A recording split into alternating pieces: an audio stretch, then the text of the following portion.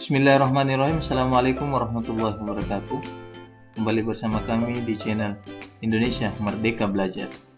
Pada video kali ini kami akan menjelaskan cara memanfaatkan aplikasi Zoom untuk proses pembelajaran daring atau online ataupun untuk pertemuan lainnya. Pastikan kita sudah mendownload aplikasi Zoom ini baik di laptop ataupun handphone. Kemudian kita bisa perhatikan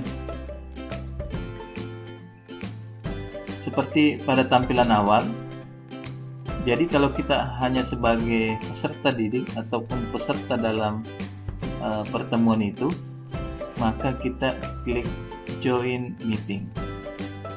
Kemudian kita masukkan ID meeting atau link yang diberikan. Contoh di sini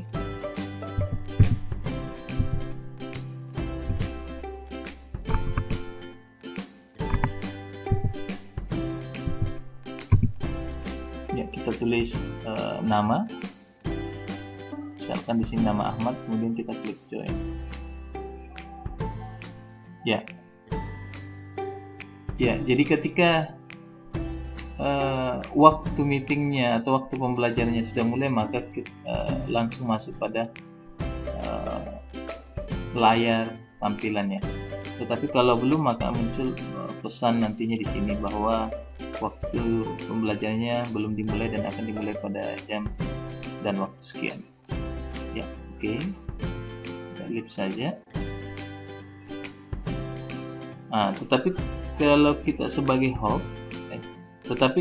sebagai host yang akan mengatur proses pembelajaran ini ataupun yang akan mengatur pertemuan ini, maka kita harus login ya, sign in. Kemudian ada beberapa metode yang bisa melakukan proses login. Kemudian misalkan kita mau login dengan menggunakan akun Gmail, maka kita klik sign with Google.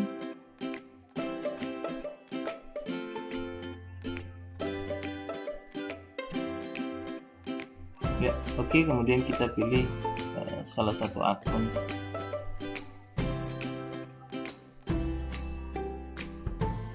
Kemudian kita open.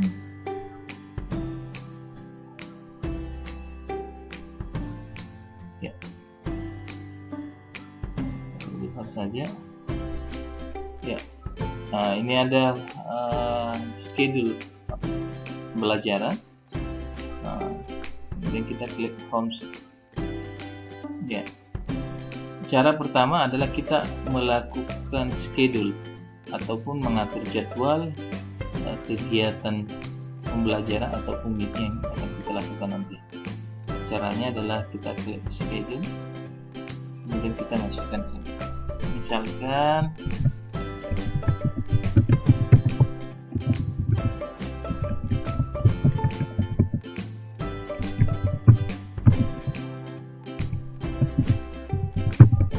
kemudian waktunya kita mulai pada jam hari Ahad pukul 10. Di sini sebenarnya waktu yang diberikan yang gratisan itu hanya sampai 40 menit. Ketika 40 menit dia akan berhenti, kita bisa masuk kembali. Kemudian meeting ID bisa kita sistem yang mengenerate. Bisa juga menggunakan personal meeting, kita gunakan personal meeting. Kemudian jika kita ingin memberikan password pada pertemuan ini, kita bisa klik kemudian masukkan password. Oke, itu saja mungkin settingannya. Setelah itu kita klik schedule.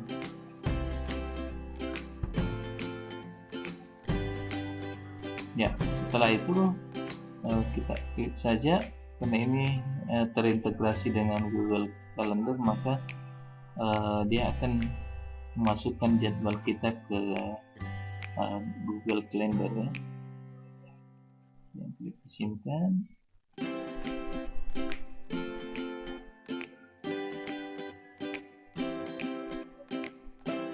Ya, kalau tidak ada perubahan kita bisa klik save. Ya, ini adalah aktivitas-aktivitas yang kita lakukan bersesuaian antara aplikasi Zoom dengan Google Classroom.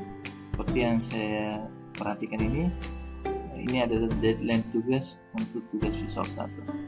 Kemudian ini adalah tadi tugas pelatihan atau schedule yang kita buat. Coba klik. Oke, saya juga klik ini, dia langsung masuk di Zoom meeting. Kita kembali. Ya, oke. Kemudian ketika waktunya sudah mulai, maka secara otomatis ini akan mulai. Kita klik join with computer audio.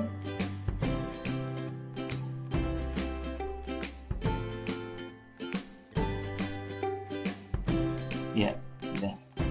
Kemudian ada beberapa settingan yang bisa kita lakukan. Yang pertama, ini adalah menonaktifkan voice. Caranya kita klik tanda begini menandakan dia tidak. Kemudian yang kedua, stop video, gambarnya kamera. Misalkan saya stop, ya, oke, yang muncul adalah profil. Kemudian selanjutnya adalah invite. Kalau kita mengundang peserta secara manual, ya, dan email kemudian dikirimkan dan lain sebagainya. Tapi model seperti ini agak sulit. Yang paling mudah itu adalah dengan memberikan ID meeting ataupun ID link, sehingga peserta yang akan join sendiri nantinya. Kemudian hal yang penting adalah manage partisipan. Bisa klik manage partisipan ini. Di sini nanti akan muncul seluruh peserta. Yang paling dasar yang kita bisa lakukan settingan di sini adalah menonaktifkan voice peserta ketika mereka masuk. Kenapa harus dinonaktifkan? Karena nantinya ketika kita tidak nonaktifkan kemudian aktif semua voice, maka itu akan bising. Jadi kita aktifkan ini sehingga ketika mereka masuk dia otomatis langsung mati voice-nya. Nantinya. Kemudian ketika kita lihat banyak yang mengaktifkan, kita bisa mematikan secara otomatis secara langsung dengan cara klik mute all. Kemudian yes, maka seluruh pesertanya.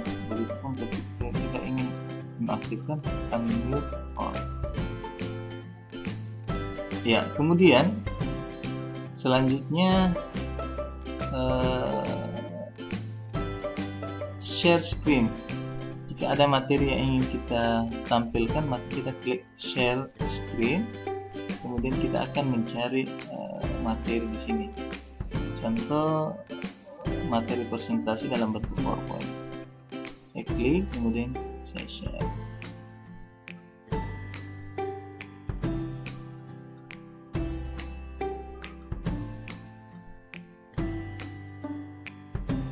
Kita stop saja. Kemudian hal yang lain kita adalah chat, jadi kita bisa melakukan chat untuk semua.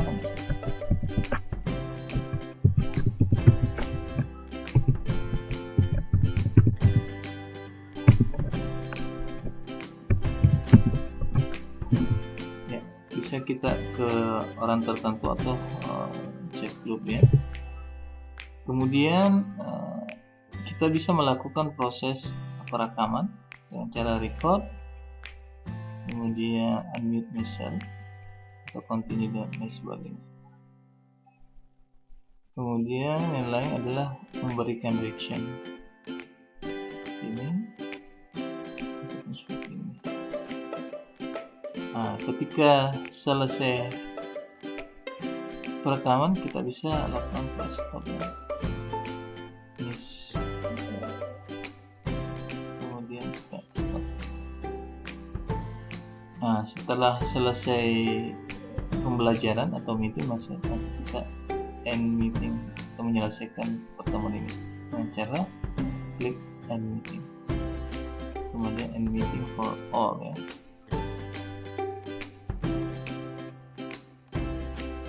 Nah ini tadi proses confirm recording.